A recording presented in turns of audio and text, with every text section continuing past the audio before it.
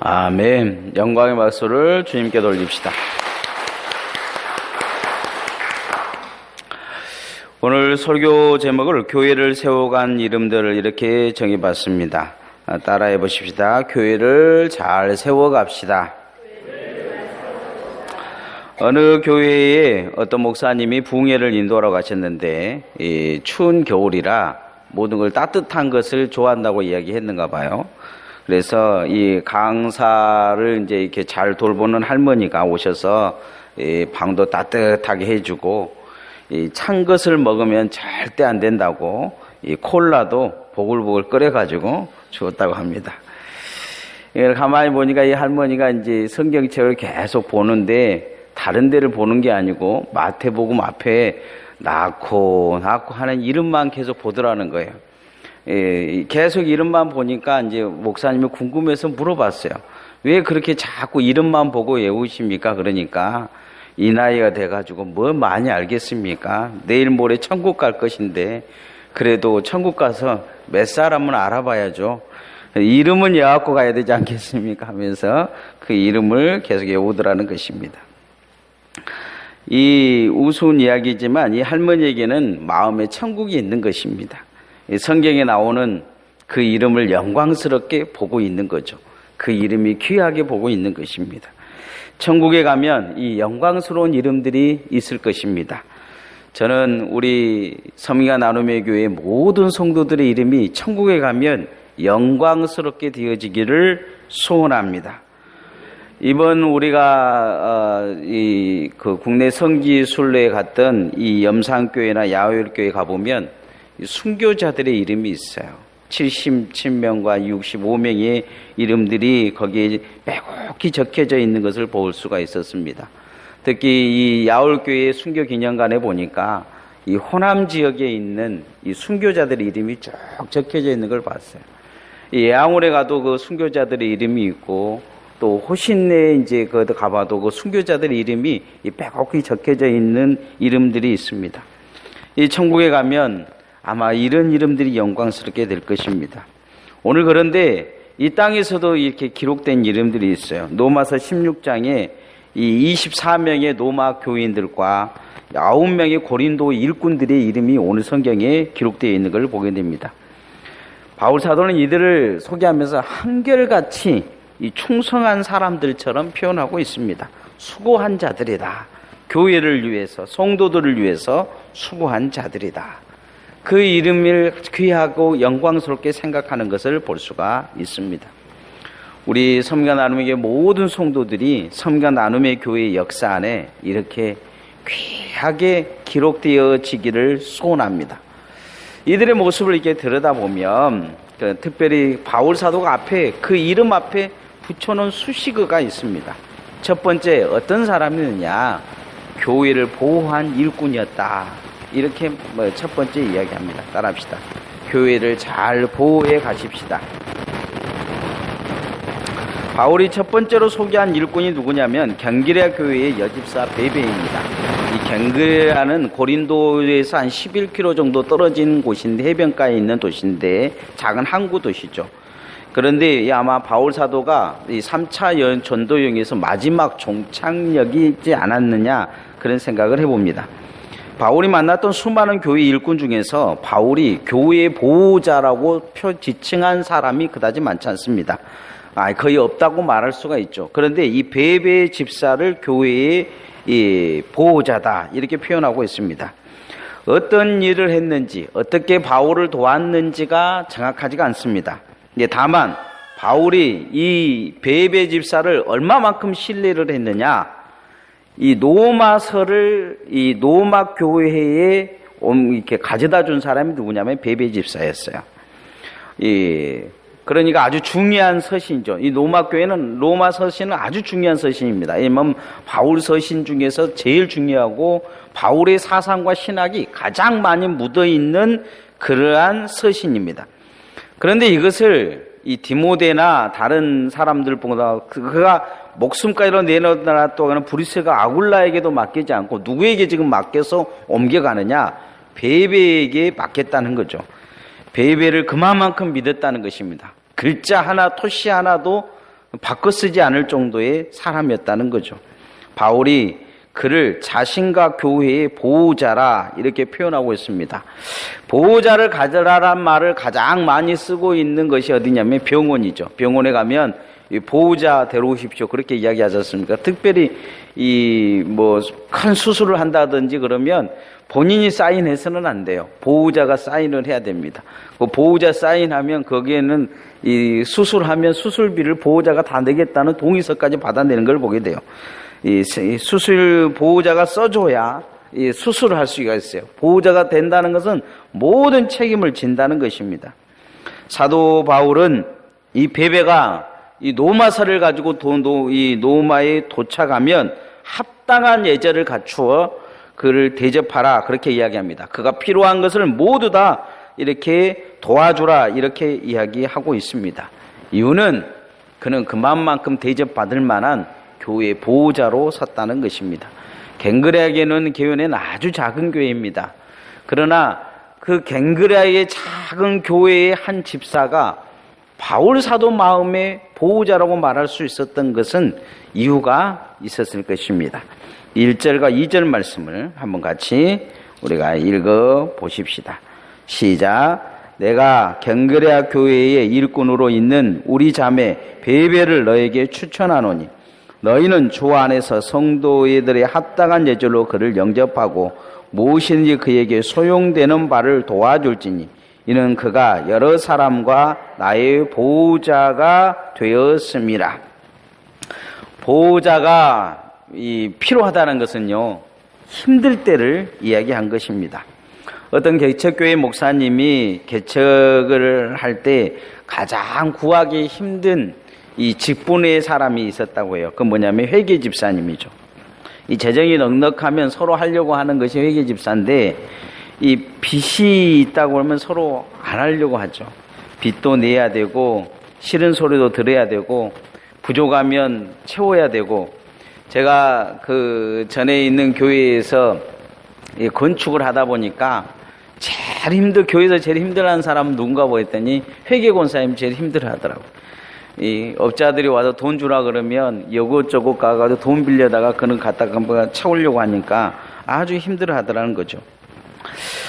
회계 집사님을 이 사람 보고 저 사람 보고 막 타달라고 이야기하니까 다 거절하더라는 거예요. 근데 어떤 사람이 그것을 순순히 응하더라는 것입니다. 그래서 이 목사님이 힘들면 이야기하라 그랬더니 하나님이 맡겨주신 일이니까 최선을 다해보겠다고 참 힘들면 말씀드리겠다 했는데 그가 회계집사 끝날 때까지 한 번도 목사님에게 찾아와서 이야기하지 않더라는 거죠. 그런데 이분이 마음이 내가 힘들고 어려워도 주님 앞에 최선을 다해야 되겠다 생각하고 필요한 것은 내가 어찌든지 갚아야 되겠다 생각하고 그때부터 이 재정이 2배로 그리고 교회가 2배로 부흥하더라는 거죠. 지나온 삶을 이 회계집사님이 뒤돌아보면서 하나님의 은혜였다 그렇게 이야기하더라는 거죠. 이 베베 집사가 이런 사람이 아니었을까 싶습니다. 자신의 있는 곳에서 책임을 다해 준 거죠. 어쩌면 보호자 역할을 해준 것입니다. 목회자의 걱정을 덜어준 일꾼, 그리고 교회의 걱정을 책임진 일꾼이 아니었을까 생각해 봅니다. 바울 사도가 이 갈라디아 쪽에 1차 선교 여행과 2차 선교 여행을 쭉 가면서 이제 에베소를 거쳐서 빌립보를 거쳐서 이제 아테네와 주요교를 거쳐서 고린도를 거쳐서 마지막 종착역인 이 갱그레아에서 만난 일꾼, 지금까지 만난 일꾼 중에서 그런 일꾼을 본 적이 없다는 생각이 머릿속에 가득했을 것입니다. 책임진 일꾼, 뭔가 책임감이 있는 일꾼, 교회를 위해서 기꺼이 책임지겠다고 생각한 일꾼, 그가 바로 베베 집사였다는 것입니다. 하나님 앞에 우리가 언제가 섰을 때 이런 청지 같은 모습이 있기를 원합니다. 우리 섬겨 나눔의 교회 교인 모두가 할 수만 있다면 하나님 앞에 섰을 때 너는 교회를 보호하고 책임진 일꾼이었다, 이렇게 인정받는 주의 종들 되어지기를 소원합니다. 두 번째, 바울 사도가 기억한 교회를 세워간 일꾼이 어떤 사람들이 있느냐? 교회를 위해서 목숨을 내어놓은 일꾼이라는 것입니다. 따라합시다. 교회를 위해 목숨을 내어놓읍시다. 좀 말이 무섭죠? 목숨을 내놓으라고 하니까. 사도 바울이 두 번째 소개한 사람들은 부부입니다. 이 브리스길라와 아굴라라는 부부인데, 이 앞에 있는 이 브리스길라가 실은 여자예요. 여자가 앞에 나오고, 아굴라는 유대인인데 유대인의 이름이 뒤에 나와요. 이건 이제 이유가 있어요. 당시에 이 브리스길라는 어떤 사람이었냐면 이 노마의 고관집 딸이었어요. 아굴라는 누구였냐? 아마 포로로 끌려간 유대인 출신의 종이었던 것 같아요. 그러니까 이제 이 주인집 딸하고 이 종하고 눈이 맞은 거예요. 그래서 서로 사랑하게 됐죠. 나중에 이제 어떻게 해서 이제 아마 이 아굴라가 이 종에서 노임을 받고 결혼하게 된 것 같아요. 그래도 종 출신인 아굴라의 이름을 앞에다 못 쓰고 이 노마의 이 출신, 노마의 시민권을 가지고 있는 이 브리스길라의 이름을 앞에다 쓴 것 같아요.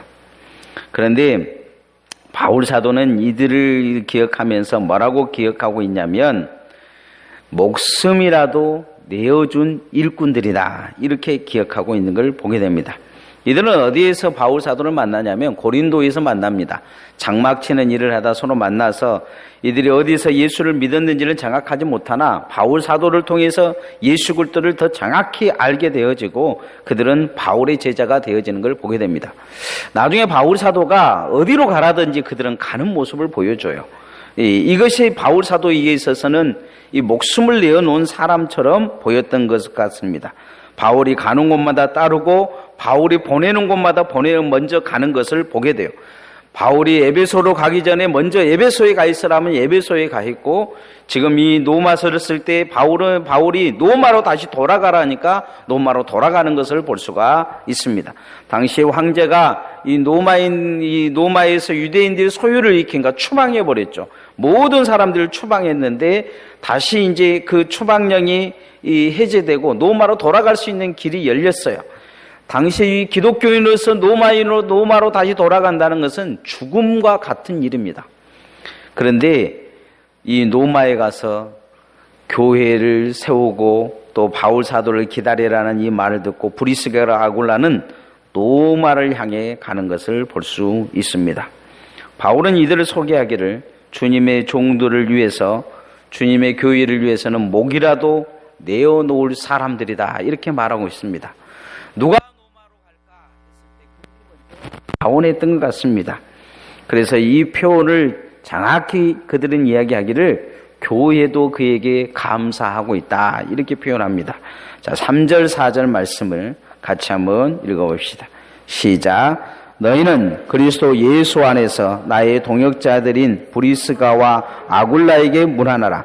그들은 내 목숨을 위하여 자기들의 목이까지라도 내놓았나니 나뿐 아니라 이방인의 모든 교회도 그들에게 감사하느니라.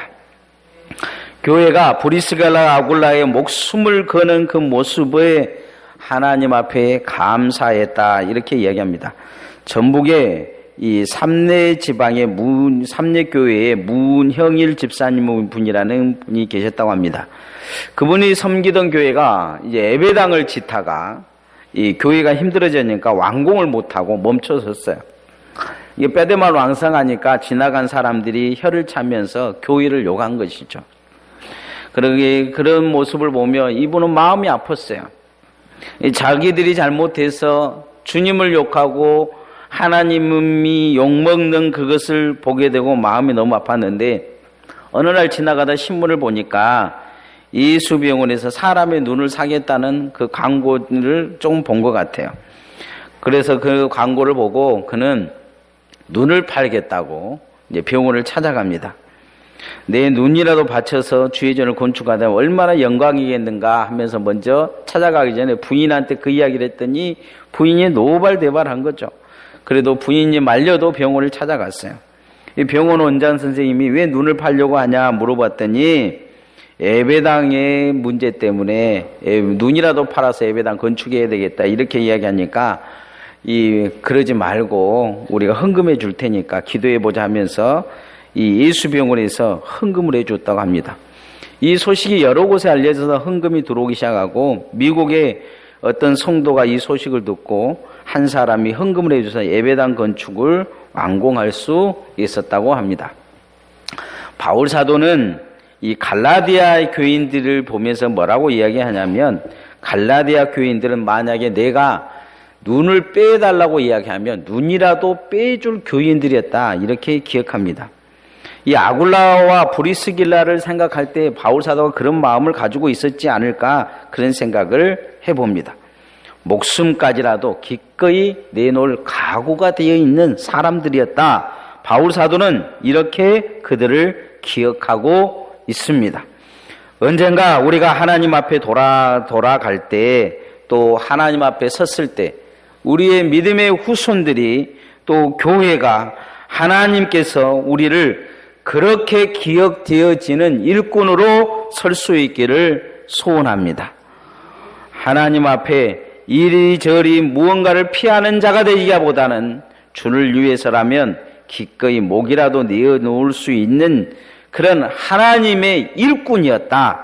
그렇게 기억되어지고 그들을 통해서 교회가 교회되어졌다. 그렇게 기억되어지는 그런 주의 종들 되어질 수 있기를 소원합니다. 세 번째, 바울 사도가 교회를 세워가는 일꾼 중에서 그가 기억한 내용이 뭐냐면 어려움도 함께한 일꾼이라는 것입니다. 따라합시다. 어려움을 함께 하십시다. 늘 병원에서 같이 살던 이 정신병자 세 명이 퇴원을 했습니다. 그래서 공사장에 찾아가서 이제 같이 일을 하게 해달라고 막 부탁을 했어요. 세 명이 건장하고 그러니까 부탁을 열심히 그 소장이 이제 할 수 없어서 일을 하게 해줬습니다.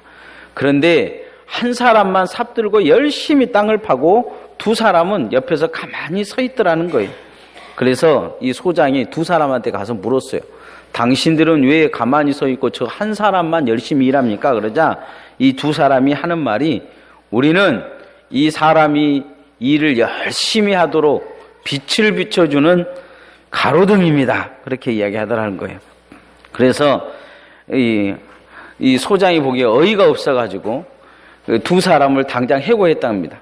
당장 나가시오. 그렇게 이야기하니까 열심히 삽 들고 그거 파던 이 사람도 삽을 딱 집어던지더니 같이 나가려고 하더란 거예요. 그 소장이 그 사람은 아까우니까 아니 왜 당신도 나가려고 하냐 그랬더니 이 사람이 하는 말이 그렇게 되거든요. 삽 들고 일하던 사람이 뭐라고 이야기하냐면 가로등이 없는데 어떻게 깜깜한 데서 일합니까? 이렇게 이야기하더라는 거죠. 이 세 사람이 나름대로 함께 한다는 그런 의미를 가지고 있는 것입니다. 우스개 얘기하지만 이 땅에서 이 사람들처럼 가로등 같은 인물이 있습니다. 교회는 많은 사람들이 일하는 게 아닙니다. 세우세 사람들이 일하지만 그들과 함께 해준 사람들이 있기에 그들이 일할 수 있는 것입니다. 바울은 세 번째로 이 안드로고와 누니아라는 사람을 열거합니다. 이들의 설명도 여기밖에 없습니다. 한 가지 힌트는 바울의 친척이요, 바울이 감옥에 갇혔을 때 그들이 바울을 도왔던 사람이요, 바울보다 먼저 믿은 사람들이라는 것입니다. 로마 시대의 감옥은 유력한 사람들이 감옥에 있으면 이 감옥에서 옆에서 도와주는 옥바라지가 있는 경우가 있었습니다. 바울이 로마 감옥에 갇혔을 때도 빌립보 교회인데 옥바라지로 보냈던 사람이 누구냐면 에바브로 디도였습니다. 이 에바브로 디도가 바울을 이렇게 돕다가 병에 걸리니까 빌립보 교인들이 걱정했는데 그가 온전히 나아서 다시 돌려보낸다는 내용이 빌립보서 2장에 나와 있습니다. 이처럼 스스로 감옥에 있었던 사람이 누구냐? 안드로고와 유니아라는 것입니다. 감옥에 들어가 있는 사람들을 보면 어떻게든지 빠져나오려고, 하루라도 빠져나오려고 애를 쓰는 모습을 저는 과거에 많이 봤습니다. 들어갈 때는 나 감옥에 들어가는 거 일도 아니야. 정가 몇 범인데 막 이렇게 이야기하면서 들어갔던 사람들이 감옥에만 들어가면 이 면회 가보면 그냥 빼내달라고 어떻게든지 나오려고 발버둥 치는 모습을 봤어요. 그런데 스스로 감옥에 들어간 일은 쉬운 일이 아니라는 것입니다. 그것도 예수님을 바울보다 먼저 믿었다는 것입니다. 한국 사람들은 뭐든지 먼저 내가 먼저 하면 그 개념이 전혀 다릅니다. 먼저라는 말은 이 선후배 개념이 아주 확실해가지고 이 뒷사람이 앞에 서면 좋은 인상이 아니에요. 바울이 사도라고 하면 그들이 먼저 믿었기에 아마 쉽게 세우지 못했을 것입니다. 또 속담에도 우리 속담에도 그런 말씀 있지 않습니까? 사돈이 논을 사면 배가 아프다고. 아마 이 친척이었어요. 친척인데 얼마나 나름대로 이 시기가 있었겠습니까? 그런데 겸손히 이 사도 바울을 주님의 종으로 세운 것입니다. 어렸을 때 알았던 친척이 아니라 종으로 인정한 것입니다.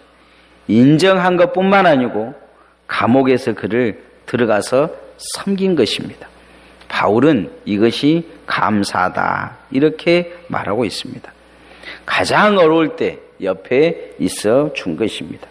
사람들을 보면 가장 어려울 때 떠나간 사람들이 많습니다.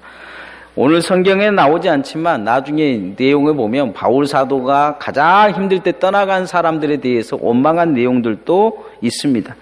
그러나 이 두 사람 안드로고와 유니아에 대해서는 그 사도들도 그들을 존중하고 그들이 정말 주님 안에 먼저 있는 사람의 표본이 되어줬다 말씀합니다.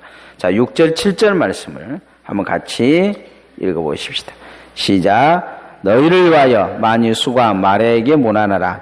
내 친척이요 나 함께 갇혔던 안드로고와 유니아에게 문안하라. 그들은 사도들에게도 존중이 여겨지고 또한 나보다 먼저 그리스도 안에 있는 자라. 사도들도 인정했다는 것입니다. 사도들도 이 사람들은 본받을 만한 사람들이요 겸손한 사람들이라 인정했다는 거예요. 그만큼 낮고 섬기는 모습으로 최선을 다했다는 것입니다. 이 곤충 중에서 개미가 가장 이렇게 무섭고 또 개미가 그래도 인간과 같은 집단의 생활을 하고 있는 모습 중에서 본받을 만한 것이 있습니다. 그건 뭐냐면 개미집 속에 불타는 초를 세워놓으면 개미들은 몸으로 그것을 끈다고 해요. 누가 먼저 가라 할 것이 아니고 가장 가까이 있는 개미가 자기 몸을 그 불꽃에 던진다고 합니다. 근데 개미가 불에 타면 이 키친스라는 이 불 끌 수 있는 액체가 몸에서 진액이 나온다고 해요. 그래서 개미 몇 마리만 불에 타면 그 어떤 불이든지 끌 수 있다고 이야기합니다. 그런데 멀리 있는 개미가 아니고 불이 있으면 가장 가까이 있는 개미가 가서 몸을 던져서 불을 끈다고 합니다. 그러니까 이 곤충 중에서 개미들이 가장 강한 이 모습을 가지고 있다고 합니다. 오늘 이 안드로고와 유니아는 바울 사도에게 있어서 가장 가까운 사람들이었습니다. 가장 가까운 사람들이 이 사람들이 바울이 불꽃으로 들어갈 때 그들이 함께 들어가서 그 불을 끈 자들이다 이렇게 기록하고 있는 것입니다.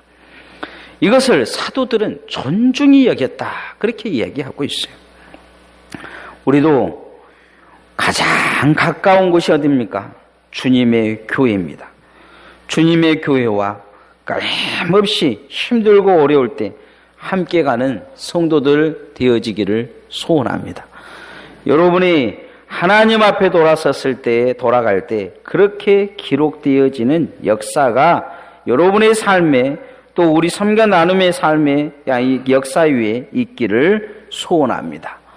마지막 바울 사도가 한 가지 특이한 내용을 기록합니다. 많은 사람도 있지만 이 억지로 십자가를 지고 간 가족에 대해서 기록하고 있는 걸 보게 됩니다. 이들을 보면 억지로 지고 간 십자가를 은혜로 바꾸는 걸 보게 됩니다. 따라합시다. 십자가를 은혜로 바꿉시다. 오늘 이 특이한 사람들이 등장하는데 그 사람들의 가족은 누구냐면 예수님이 십자가를 지고 갈 때 대신 지고 간 구레네 시몬의 가족들입니다. 그 아들들과 부인들의 이름이 여기에 기록되어 있습니다. 구레네 시몬은 어떤 사람입니까?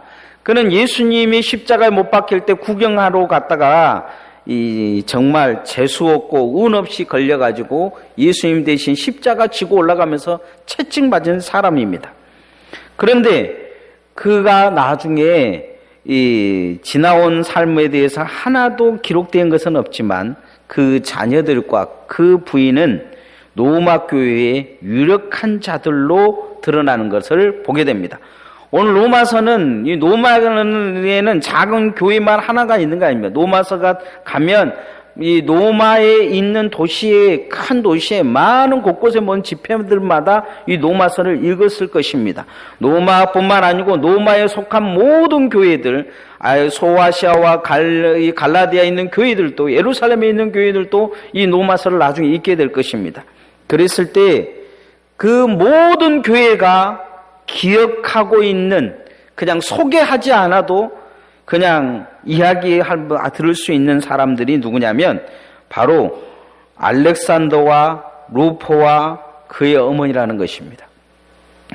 이 사람들의 이름을 그냥 기록하지 않아도 알았다는 거죠. 마가복음을 읽어보면 구레네 시몬이라는 남 사람을 설명할 때 그 구레네 시몬 앞에 이름을 붙입니다. 루포와 알렉산더의 아버지 구레네 시몬이라고 이야기를 해요. 다 알았다는 거죠. 초대교회 교인들은 다 알았다는 거예요. 구레네 시몬도 알고 그 아들들 루포도 알고 그 아들 알렉산더도 알았다는 거죠. 무엇을 이야기하는 겁니까? 그들의 믿음을 인정했다는 것입니다. 바울은 이 구레네 시몬의 부인을 나의 어머니다 그렇게 이야기해요. 교회의 믿음의 어머니처럼 든든하게 선 자들이었다는 것입니다. 이들은 가족은 어떤 것을 가지고 있냐면 억지로 지고 간 십자가를 지고 간 가정입니다. 그런데 그것을 나중에 은혜로 바꾼 모습을 볼 수 있습니다. 자, 13절 말씀을 한번 같이 읽어봅시다. 시작. 주 안에서 택하심을 입은 누포와 그의 어머니에게 문안하라. 그의 어머니는 곧 내 어머니니라. 여러분, 저는 여러분이 역사를 지나가면서 섬김과 나눔의 교회의 아버지로, 어머니로 귀하게 서시기를 소원합니다. 언젠가 먼 시간이 지났을 때 섬김과 나눔의 교회가 왜 어떻게 존재했느냐 물었을 때 그 어머니 같은 신앙이 있었기에, 그 아버지 같은 신앙이 있었기에 그 교회가 존재했느니라고, 그 시대의 사람들이 믿음으로 섰느니라고 말할 수 있는 그런 주님의 종들 되어지기를 소원합니다. 이 가정은 억지로 지고 간 십자가였지만 은혜로 바꾼 것을 볼 수 있습니다. 오늘 또 우리에게 억지로 맡겨진 일들도 있을 것입니다. 어찌 보면 힘들고 어려울 때도 있을 것입니다. 로마서 2장 6절 7절에 보면 그런 말씀이 있어요. 하나님은 사람이 행한 대로 갚아주시는데 힘들어도 오래 참고 선을 행하며 썩지 아니할 하나님의 영광을 위해 사는 자들에게는 영생을 주신다. 이런 말씀이 있습니다. 힘들고 어려워도 참고 하나님의 영광을 위해 사는 자들을 주님은 기억하신다는 말씀입니다. 우리가 이 땅에 살아가면서 무슨 이름을 어떻게 남기고 살겠습니까? 근데 중요한 것은 하나님 앞에 이 땅에 우리가 사역하는 모든 것은 어찌 보면 하나님이 억지로 맡긴 것일 때가 많습니다. 내가 하고 싶어 하는 것을 하는 사람들은 그다지 많지 않아요. 그러나 이 모든 것이 나중에 주의 은혜로 바뀌면 하나님의 역사에 기록되어질 줄 믿습니다. 이제 말씀의 결론을 맺으려 가려고 합니다. 교회를 세워가는 이름들이 있습니다. 언젠가는 우리 교회도 이제 교회의 이 역사를 정리할 때가 있을 것입니다. 지금도 제가 이제 사진들을 계속 정리해 가고 있고 또 이 부족한 것들을 좀 써가고 있습니다. 그러나 이제 언젠가 이름들, 여러분의 이름도 다 기록되어지는 뭔가 이 역사관들이 만들어지게 될 것입니다. 그럴 때 우리의 이름은 어디에 남겠습니까? 또 앞으로 믿음의 신앙의 선진들은 이름은 또 어떻게 남겠습니까? 오늘 바울 사도는 자신의 사역을 이 고린도에서 정리해 가면서 1차, 2차, 3차를 정리해 가면서 로마로 편지를 보내면서 사역을 정리해 가면서 그 이름들도 정리해 버린 것을 보게 됩니다. 어떤 자는 교회를 보호한 일꾼으로, 어떤 사람은 주님을 위해 목숨까지라도, 목이라도 내어줄 일꾼으로, 어떤 사람은 어떤 어려움과 환경 속에서도 함께한 일꾼으로, 어떤 사람은 억지로 간 십자가라도 주님 앞에 은혜를 받고로 온 일꾼으로 기록하고 있는 걸 보게 됩니다. 하나님 앞에 또한 우리 이름이 기록되어질 것입니다. 그럴 때 교회를 위해, 주님을 위해 그렇게 충성되인, 헌신되이 일한 일꾼으로 여러분의 이름이 영광스럽고 존귀한 곳에 그렇게 이름이 드러나기를 소원합니다. 찬양하겠습니다.